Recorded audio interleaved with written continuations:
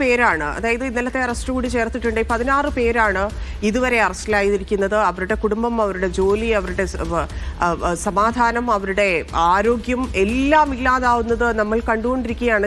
എങ്ങനെ അതായത് ഈ പ്രതിഷേധം, ഈ സമരസമിതിയുടെ പ്രതിഷേധം മാത്രം മതിയോ എന്നുള്ളതാണ്. ഇവിടെ രാഷ്ട്രീയ പാർട്ടികൾ ഇടപെടും. ഇപ്പൊ അവർ പറയുന്നുണ്ട് അവർക്ക് പ്രത്യേകിച്ച് രാഷ്ട്രീയമില്ല, അവരുടെ ജീവിത പ്രശ്നമാണ്, അവർക്ക് മുന്നോട്ട് പോകാൻ കഴിയാത്ത സാഹചര്യമാണ് എന്നൊക്കെ ആ നാട്ടുകാർ പറയുന്നുണ്ടെങ്കിൽ അതിനപ്പുറത്തേക്ക് വലിയ പ്രക്ഷോഭം നടക്കണ്ടേ? ഒരു മനുഷ്യരെ, ഒരു നാട്ടിൽ നിന്ന് ഇത്രയധികം ആൾക്കാർക്ക് ജീവിക്കാൻ കഴിയാത്ത സാഹചര്യത്തിലേക്ക് എന്താക്കുന്നുണ്ടെങ്കിൽ അത് ഏത് സിസ്റ്റം ആണെങ്കിലും അത് ചോദ്യം ചെയ്യണ്ടേ? അത് അത്രയ്ക്ക് സ്ട്രോങ് ആയിട്ട് ചെയ്യുന്നുണ്ടോ എന്നുള്ളതാണ്. തീർച്ചയായും ഞങ്ങൾക്ക് ഒരു കാര്യം പറയാം. ഈ കാര്യത്തിൽ ഞങ്ങൾക്ക് രാഷ്ട്രീയമില്ല. സർക്കാരിനെതിരെ ഞങ്ങൾക്ക് ഒരുപാട് ആ കാര്യങ്ങളിൽ വിയോജനമുണ്ട്. പക്ഷെ ഇവിടെ സർക്കാരിനെതിരെയുള്ള വിയോജനമല്ല. ഒരു നാട്ടിലെ ജനങ്ങൾ ഒറ്റക്കെട്ടായി തങ്ങൾക്ക് ജീവിക്കാനുള്ള അവകാശത്തിന് വേണ്ടി, മാന്യമായി ശ്വസിക്കുവാനുള്ള അവകാശത്തിന് വേണ്ടി, മാന്യമായി കുട്ടികളെ വളർത്തുന്നതിനുള്ള അവകാശത്തിന് വേണ്ടിയുള്ള പോരാട്ടം, അത് ജനകീയ സർക്കാരുകളുടെയും പഞ്ചായത്തുകളുടെയും ഭരണാധികാരികളുടെയും കടമയാണ്. ആ കടമ ചെയ്യാതിരിക്കുമ്പോഴാണ് ജനങ്ങൾക്ക് പ്രതിഷേധവുമായി മുന്നോട്ട് പോകേണ്ടത്. അങ്ങനെ പ്രതിഷേധവുമായി മുന്നോട്ട് പോകുന്ന ജനങ്ങളെ തോക്കുപയോഗിച്ചും അതുപോലെ ആയുധങ്ങൾ ഉപയോഗിച്ചുകൊണ്ടും അടിച്ചമർത്തുന്നത് ജനാധിപത്യ സർക്കാരിന്റെ മുഖമുദ്രയല്ല. അത് ജനകീയ പോലീസിന്റെ നടപടിക്രമത്തിന്റെ ഭാഗമായി അങ്ങനെയല്ല വേണ്ടത്. അവിടെ പ്രശ്നപരിഹാരം ഉണ്ടാക്കുകയാണ് വേണ്ടത്. അതിന് സർക്കാരിന് എന്താണ് തടസ്സം? ആ തടസ്സം എന്തുകൊണ്ട് സർക്കാർ നടപടി എടുക്കുന്നില്ല? ഇവിടെയാണ് ഞങ്ങൾ ഈ അധികാരികളുടെ നിലപാടിനെതിരായി ഞങ്ങൾ പറയുന്ന ശബ്ദം അതാണ്. ഞാൻ തന്നെ നേരിട്ട് മാസങ്ങൾക്ക് മുമ്പ്, വർഷങ്ങൾക്ക് മുമ്പ് ഈ കാര്യം ഉന്നയിച്ച് കളക്ടറുടെ നേരിട്ട് പോയി കണ്ടതാണ്.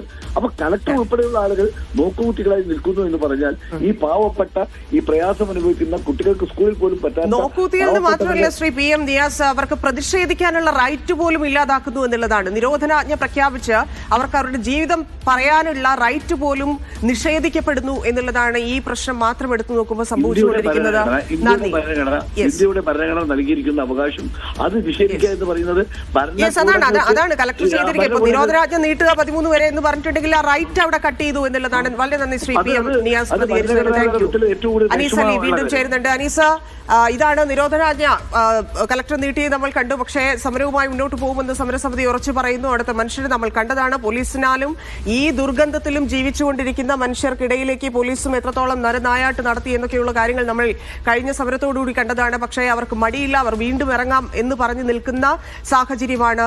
പോലീസ് അതെങ്ങനെ കഴിഞ്ഞ തവണത്തെ ഇതുപോലെ അത്ര വലിയ സംഘർഷത്തിലേക്ക് കാര്യങ്ങൾ പോകാൻ സാധ്യതയുണ്ട്? എത്രത്തോളം പോലീസുകാരെയാണ് അവിടെ വിന്യസിക്കുന്നത്? എന്താണ് സമരക്കാരുടെ നിലപാട്? തന്നെ രണ്ട് കാര്യങ്ങളാണ് പ്രധാനമായും ഉള്ളത്. ഒന്നാമത്തെ കാര്യം എന്ന് പറഞ്ഞാൽ കഴിഞ്ഞ 6 വർഷമായി ഈ മനുഷ്യർക്ക് ശുദ്ധവായുവും ശുദ്ധജലവും ലഭിക്കാത്തത് കൊണ്ട് പ്രയാസത്തിലായിരുന്നു, ജീവിക്കാൻ കഴിയാതെ. നമ്മൾ പലതവണ പറഞ്ഞതാണ്, ഭക്ഷണം കഴിക്കുന്ന സമയത്തൊക്കെ അടുപ്പിലേക്ക് അവർ ഉണക്കമീനിട്ട് അതിന്റെ മണം വരുമ്പോഴൊക്കെ ഭക്ഷണം കഴിക്കുക എന്ന് പറഞ്ഞാൽ ഗതികേട് അത്രയും അങ്ങേ അറ്റമാണ്. ഇപ്പോഴത്തെ ഒരു പ്രശ്നം എന്ന് പറയുന്നത് ഈ പ്രദേശത്തെ 100-300ഓളം ആൾക്കാർക്കെതിരെ പോലീസ് കേസെടുത്തിരിക്കുകയാണ്. ഇവരൊക്കെ ഒളിവിലാണ്, കഴിഞ്ഞ കുറെ ദിവസങ്ങളായി ഒളിവിലാണ്. ഈ വീടുകളിലൊക്കെ അത്യാവശ്യ സാധനങ്ങൾ വേണ്ട ആളുകളുണ്ട്, മരുന്ന് വാങ്ങാൻ ഇങ്ങനെയുള്ള ആളുകളൊന്നും ഇല്ലാതെ പലപ്പോഴും രോഗികളായ സ്ത്രീകളൊക്കെയാണ് വീട്ടിലുള്ളത്. ഈ ആളുകളുടെ കുടുംബം ഇപ്പോൾ പട്ടിണിയിലേക്ക് നീങ്ങുന്ന ഒരു സാഹചര്യം കൂടിയുണ്ട്. ഇങ്ങനെ പലതരത്തിൽ പ്രയാസം അനുഭവിക്കുന്നതിനിടയിലാണ് ഇപ്പോൾ നിയമപരമായി കൊണ്ട് തന്നെ ഹൈക്കോടതിയിൽ നിന്ന് ഫ്രഷ് കട്ടിന് അനുകൂലമായ ഒരു ഉത്തരവ് ലഭിക്കുന്നത്. ഇവർ പറയുന്നത് ഹൈക്കോടതിയോടല്ല തങ്ങളുടെ വിയോജിപ്പ്, മറിച്ച് ഹൈക്കോടതി ഇങ്ങനൊരു ഉത്തരവിറക്കുന്നത് ഇവിടെ നിന്ന് മലിനീകരണ നിയന്ത്രണ ബോർഡ് അതുപോലെ അധികാരികൾ നൽകുന്ന റിപ്പോർട്ട് അനുസരിച്ചാണ്.